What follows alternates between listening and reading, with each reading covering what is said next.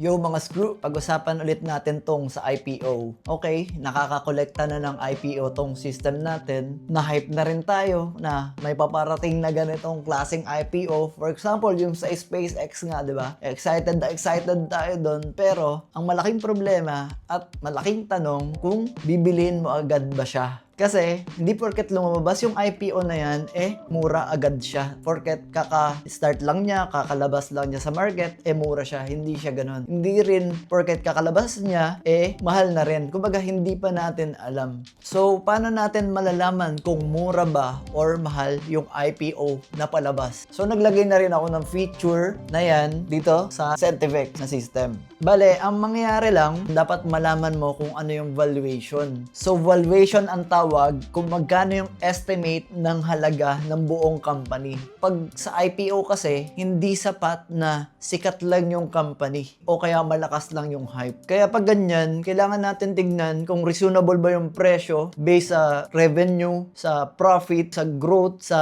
debt, competitors, sa risk. Ayun. Tsaka sa future potential. Kasi pwedeng sobrang ganda nga nung company pero ang mahal naman ng IPO price. So since DCA yung strategy ko, yun yung personal na nag-work sa akin, DCA meaning dollar cost averaging, hindi ko kailangan na bumili agad sa first day. Kailangan makita ko muna kung ano yung valuation bago ako mag-build ng dahan-dahan.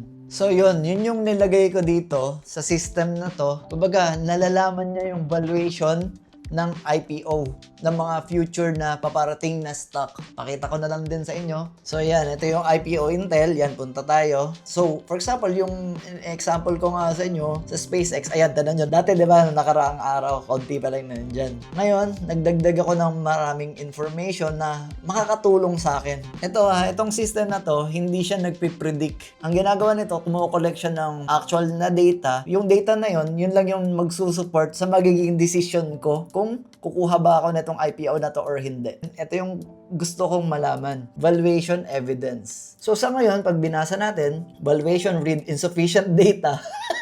Wala bang data? Kumbaga, napakaaga pa natin para sa ngayon. So siguro sa susunod, pagtagal, halimbawa, kasi sa kailan ba to ulit? June. Ayan, June 12 pa naman to So next month pa. Makikita natin siguro next month kung ano yung magiging laman nito tungkol sa valuation. Ngayon kasi insufficient data pa siya.